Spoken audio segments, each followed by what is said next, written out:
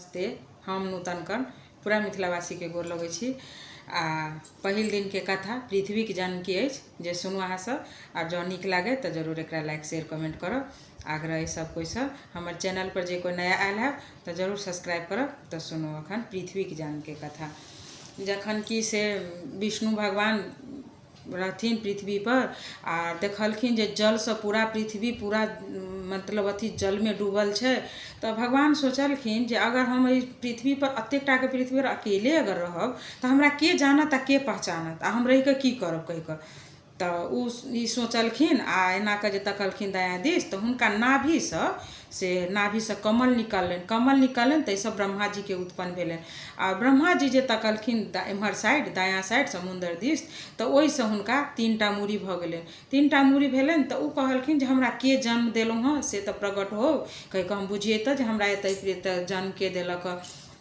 तो ओइसे महादेव प्रकट ओतऽ भेलखिन। आ महादेव जखन प्रकट भेलखिन तो ब्रह्मा विष्णु महेश तीनू जखन ओइठानी भेलखिन तब कहलखिन जे आब तो जखन हमरा अहाँ के तीनू के जन्म एत अछि तो अब तो सृष्टि के रचना कर पड़ते।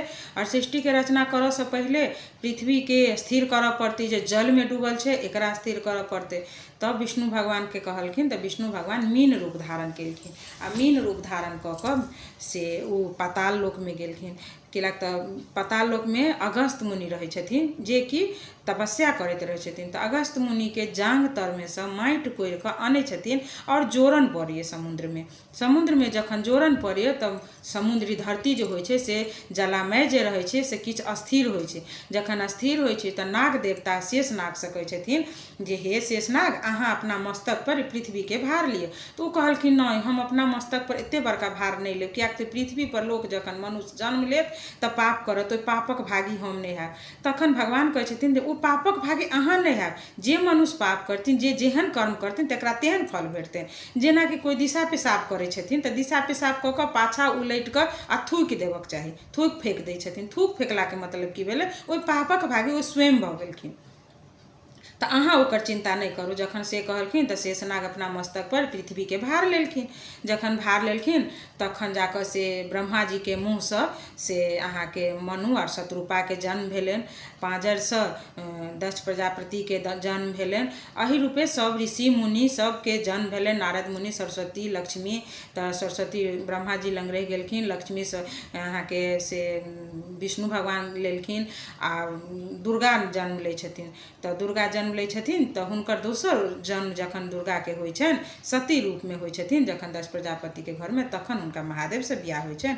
लेकिन ताहिसँ पहिले अहाँ के कहब जे कथी कहै छै सब जन्म लै छथिन तो मनु शत्रुपा के बियाह होइ छै। मनु शत्रुपा के विवाह होइ छनि तो हुनका 3टा बेटी आ 3टा बेटा जन्म लै छथिन।